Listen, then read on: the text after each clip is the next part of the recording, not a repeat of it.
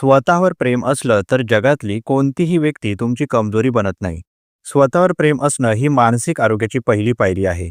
जेव्हा एखाद्या व्यक्तीला स्वतःबद्दल आदर, आत्मविश्वास आणि स्वीकार असतो, तेव्हा बाहेरचं कोणीही त्याला भावनिकदृष्ट्या कमकुवत करू शकत नाही.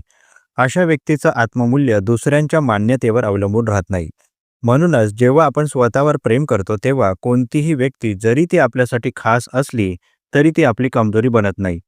मानसशास्त्र सांगतं की आत्मप्रेमाने मन अधिक स्थिर, शांत आणि निर्णयक्षम राहतं. जे लोक स्वतःच्या अपूर्णतेला स्वीकारतात ते इतरांच्या वागण्याने कमकुवत होत नाहीत. कारण त्यांना ठाऊक असतं की त्यांचं सुख त्यांच्या स्वतःच्या हातात आहे. त्यामुळे आत्मप्रेम ही एक शक्ती आहे, जी आपल्याला स्वतःवर विश्वास ठेवायला शिकवते आणि बाहेरचं नातं जर दुखावलं तरी आपण स्वतःला सांभाळू शकतो.